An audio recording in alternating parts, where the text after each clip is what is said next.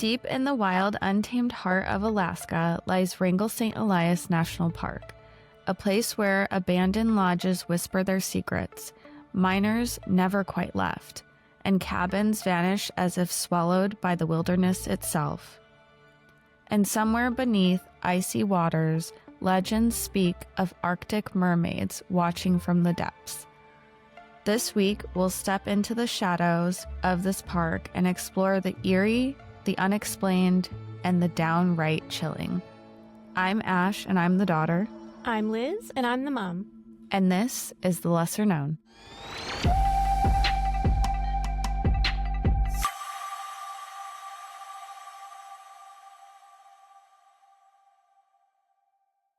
This week we're going to talk about the creepy side of Wrangell-St. Elias. But before we do that, I did it a little bit different. It's still a question of the day, but I'm starting it out with a fun fact. So you may have heard this. Crows can remember human faces and hold grudges. You've heard this, yeah? I have heard that, yeah. So like they'll come back and taunt you. Yes. So that is a two-part question. What do you think you'd have to do to actually get a crow to be so mad that it would hold a grudge against you?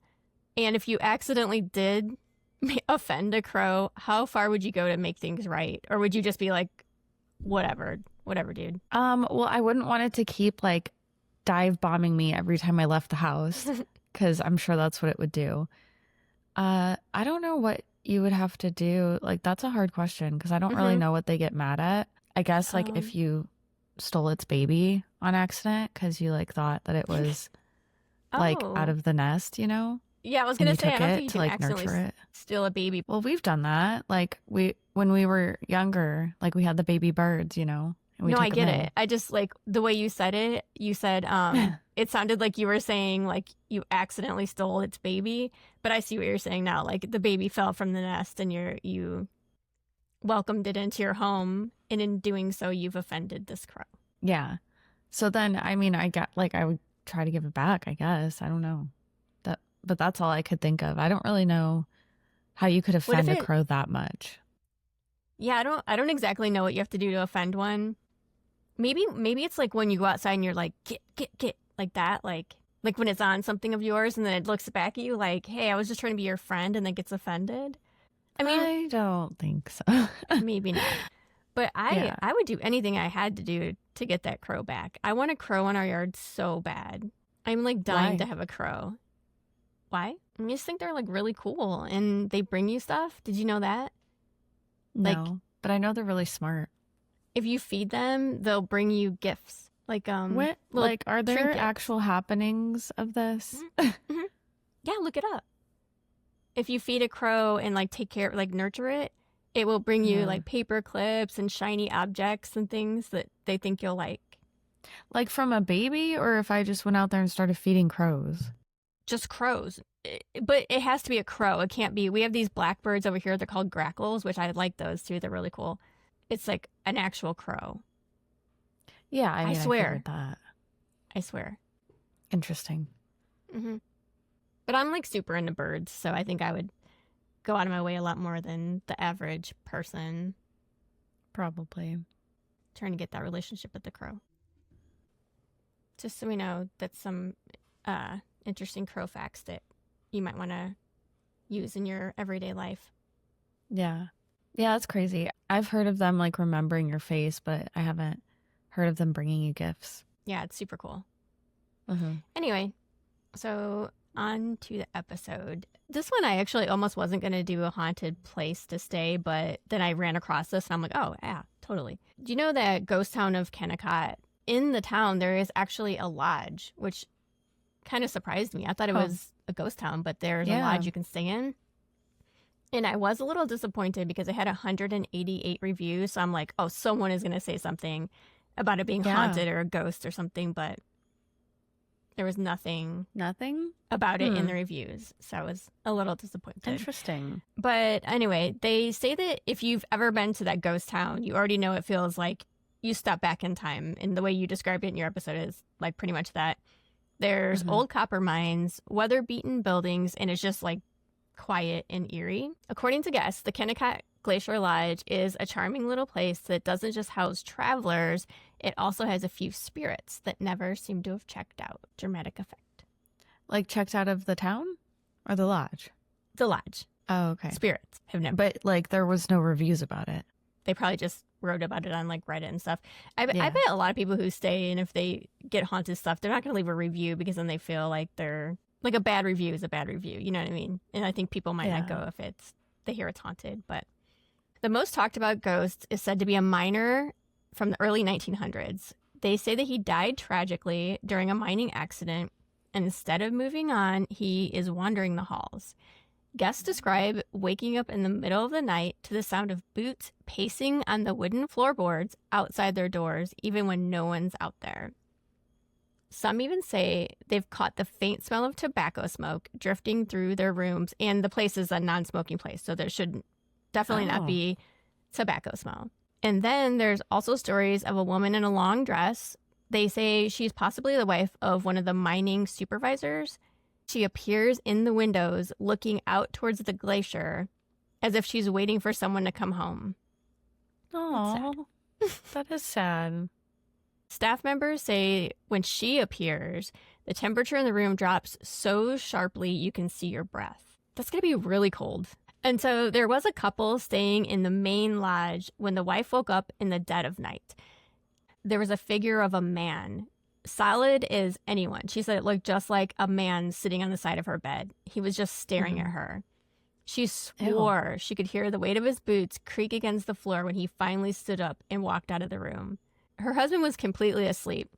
He woke up at the sound of the door clicking shut. And when they checked it, they said the door was still locked from the inside. Ew, that's creepy. Mm-hmm. That's all I have for the lodge. It wasn't a ton. That's why I almost wasn't going to do it. But I'm like, you know what? If someone's going to stay there, you might as well know there could be something.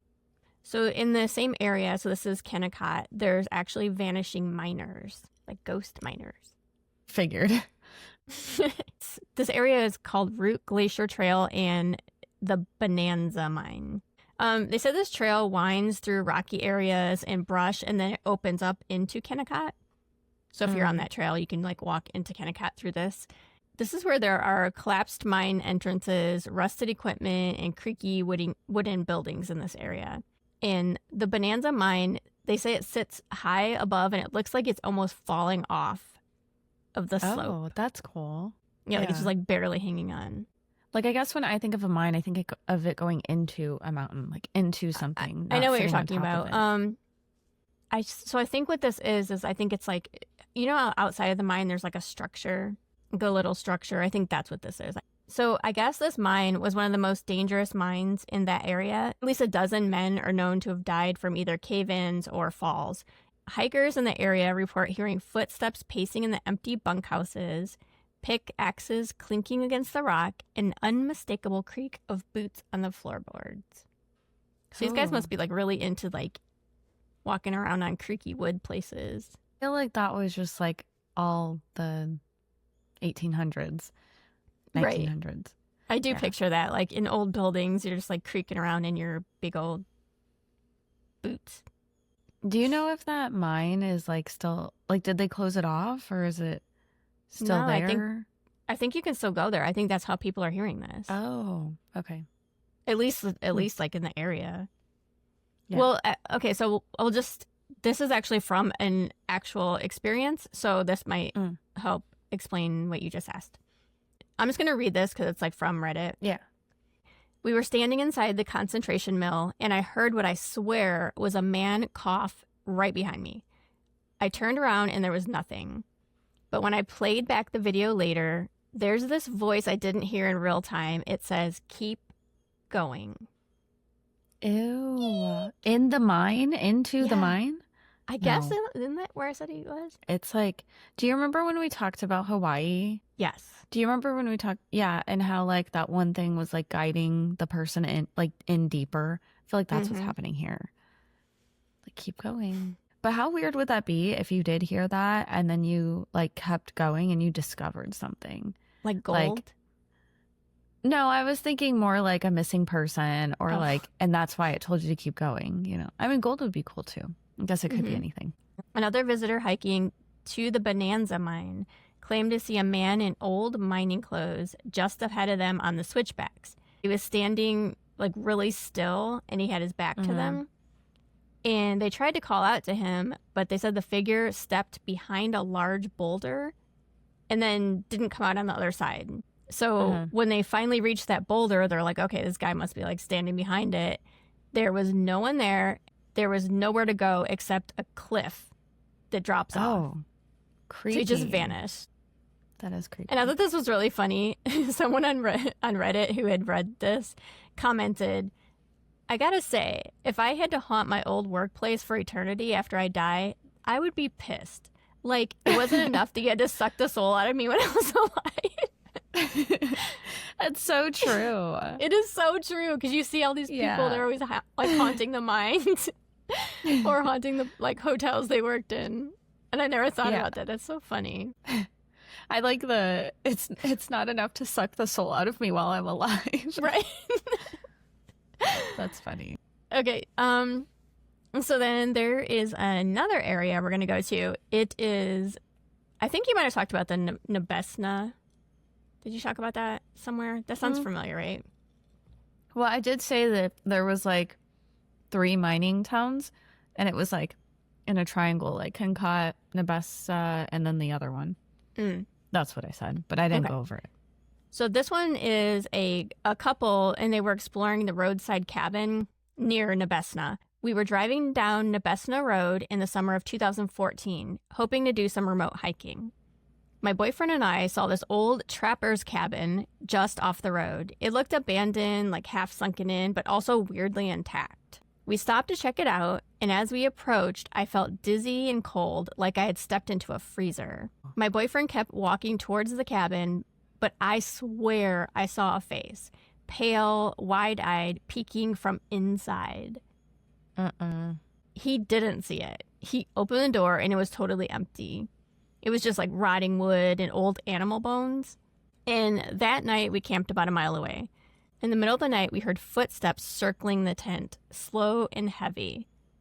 My boyfriend got out to check, but no one was there.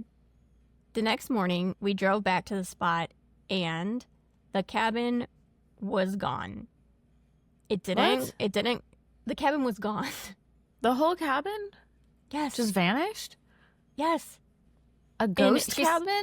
I don't know. She said it didn't collapse. It was just gone. We swore it was there. We even took a picture of it. But when we checked our phones, the photo was just static. Not even blurry. Just gray fuzz. And I don't even tell people about it anymore because it makes me feel crazy. That sounds like some movie stuff. Like a psychological thriller. That's crazy. I didn't know we could have ghost cabins. I didn't Like either. cabins that just disappear. Mm-hmm. Although this could be like the whole interdimensional thing that we talk about. Yeah, that's true. Maybe it's that. That's always my favorite explanation for everything. They hopped into another realm. So in that same area by Nebesna, it's called Skulkum Volcano and Caribou Creek Trails. Sometimes you could like not see a human for days. They're just like completely secluded. But there's an unknown howl that comes from that area. A solo hiker described the sound as part growl, part moan, but it definitely didn't sound like an animal. It had a human quality to it, almost like, or at least it was trying to like mimic a human. Have you noticed that? Like whenever we do these wilderness ones, like Alaska and like places that are very secluded, there's a lot of that mimicky type stuff going on. I think they actually call it a mimic. I think like skinwalkers do it. Yeah. It's so funny you whisper it like they can't hear you. I know, but like, I don't know. Some people say you're like not supposed to say it. So, Or what? They come? I don't know. I just think like, Is it like saying it's Bloody like Mary the in the mirror legend. 3 times? Yeah. Eek. All right. I guess we'll just keep calling them SKs then. Okay. So anyway, he stayed in his tent all night, clutching his bear spray canister because, who knows what that was. And then when the morning came, he found massive prints circling his camp.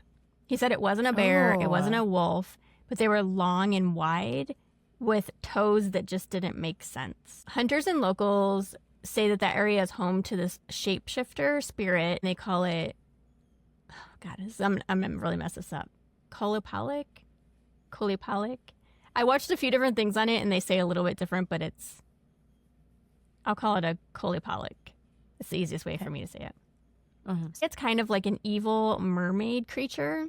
Oh, out of water? Mm-hmm.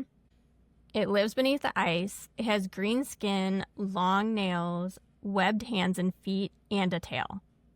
It preys on children to stay young, so it snatches and drags them beneath the water. Ew. It wanders the interior tundra, luring travelers off the trail with cries for help or unnatural howls. So, funny enough, I actually watched something on the History Channel about this. Oh. But the way they did it, they kind of reminded me of Ghost Adventures. They were like super dramatic, so like a little bit too much. But whatever, they made it interesting. They were on a hunt for this legend because there were missing fishermen, weird sightings, green webbed hands coming up onto people's side of their boats. So they're like, okay, let's go check out this legend. I guess they found a salmon, like this really big salmon, and its stomach had this like bite mark out of it. They took it to an expert, and the expert said that it didn't look like anything like a shark or a seal or anything like that because it had basically like the bite mark of a human, except it was much bigger. And next to the bite mark, there were bruises, like as though like hands were holding it. So if you can picture this mermaid or whatever holding it and then taking a big bite out of it, they said that's what it looked like. So they did a couple interviews with people on the show, and there was a couple that was at the beach, and the guy went for a swim. And then he said that something grabbed his ankle and pulled him down. He was submerged, and he saw a green foot and a tail. And then his girlfriend was on the beach just reading. She saw like the foot and tail like flip up out of the water. So that's crazy because I never think of mermaids having feet, like just tails, you know? This one's a little different, I think. It's almost obviously, like... but I just think that's weird. Yeah, and it is a legend, so, you know. It's a legend, but the thing is people are actually seeing this, so... Yeah. That's the weird part about it. Well, I feel like a lot of legends people see in here, though. That's why they, like, came up with them. Yeah. So then, in this video, there was, like, a ton of eyewitnesses that saw, like, footprints on the beach with, like, webbed feet. Oh, it was funny. They were interviewing this, and then the guys were like, well, why do you think the sightings went down? And he's like, well, because of the economy, people had to move out of the area, so there's less prey for it to eat. He was talking about kids. Oh, weird. Oh, no. So I thought that was kind of funny. It's not funny, but it was a little bit funny. So after the investigation, basically they didn't, you know, they usually don't find anything. They found some scratches. They, you know, dramatized the net being torn up, you know, stuff like that. But, you know, obviously nothing was really solid, like no solid evidence. There were comments under this video, which I thought pertained. This one guy said he was fishing and he had a feeling he was being watched. He said, I looked all around and suddenly there was a pair of black eyeballs on the surface of the water staring at me. Oh. I was stunned. There was no nose or head and the water was just very still. It saw that I saw it and it just eased back down under the water. Ew. Gross. That's so creepy. This one was on land. We followed what we thought was a wounded animal sound for about a half a mile. It would cry out, then stop, wait for us to catch up, cry out again, but then it laughed. And then we ran. Ew. Ew. I don't like that. I like that. That was probably the creepiest thing to me. Because it knows. Yeah. It's messing with them. Ew. Yeah, it's like... My eyes are watering. Anyway, so I just want to go over a couple of local legends while we're talking about the park. And I was going to talk about the Alaska Triangle, but we talked about that before, and I think that could be like a whole episode. So this next one comes from the Adna local legend. There's an eyeless or faceless watcher. Some say it's a cautionary spirit for those who disrespect the land. It involves a malevolent forest spirit or a watcher that appear as hunters or shadowy figures. So I just want to read this from a native in the area. This legend has been passed down through their family. And her grandfather was hunting out near the glacial edge at St. Elias. He encountered a tall man standing completely still on a ridge. The man had no eyes, just hollow black sockets, and wore tattered animal skins. Ew. He didn't move, but somehow he kept appearing at every turn in the path. Terrified, he ran back towards the camp. And that night, he dreamed of the eyeless man standing in the flames of the campfire, whispering words in the language he didn't understand. He woke up with his legs covered in deep scratches. He was bleeding and had no memory of the attack. According to the elder, seeing the eyeless hunter is an omen and a warning of something ancient has marked you. And if you don't leave the land respectfully, it follows. So talk about offending not just a crow. Can you imagine offending an eyeless spirit, forest spirit? That's crazy. And then around McCarthy, I know you remember that one. They believe that certain areas are watched not just by animals, so it's kind of like that last story, but by spirits. They're guardians, beings older than memory, and they say that the mountains have moods. That sometimes if you walk too far alone, the land decides that you don't belong. Oh, I would have my feelings would be hurt. I don't think they care. Okay. But just that random, they're like, you don't belong here anymore. Yeah, you don't belong. Well, there's more to it, but I'm just like, if I heard that, I'd be like, oh. Anyway, locals have reported seeing strange lights dancing on the tundra, and some hikers speak of hearing whispers, especially near the Nazina River. They don't understand the words, and it's spoken in a voice that seems somehow far away, but also right beside you. There was one trapper story from the 1960s. He claimed that a man went missing in the same area and was found days later. He was confused, frostbitten, and rambling about a woman in white who walked across the river without touching the water. She told him, "You're not the one I'm waiting for," and then vanished. Ew. I wonder who the one is. Who knows? That's I don't crazy. want to be that guy. Yeah, no kidding. I wouldn't go hiking alone in the woods. I know there's like, yeah. I guess like in these wilderness areas, because it seems like there's so much stuff in there. Mm-hmm. Like the remote areas? Yes. Mm-hmm. Yeah, I wouldn't do that alone, but I hike alone. But you're not really alone. Like there's usually other people, but stuff like this, no, I don't think. Yeah, and that's what they said. Like some of these areas, there's like nobody there. You could like not see a person for days. I want to do the Appalachian. Yeah, the Appalachian. I want to do the trail, is that one but that no one takes wants to do it. 6 months or something? Yeah, but no one wants to do it, so I might have to do it alone. But I would be scared about that because of everything we talked about. Which we should do a whole episode on that. The Appalachian Trail. Yeah. So that's all I have for Wrangell, the paranormal, creepy side. And I'm sure there's like a ton more. Especially with there was some new stuff in there. Like the mermaid. I haven't heard that one before. Yeah. Well, that was good. Good episode. And yeah, we'll see you guys this week for Whatever Wednesday and Sunday Scary. Today, actually. All right. See you then. Bye. Okay, bye.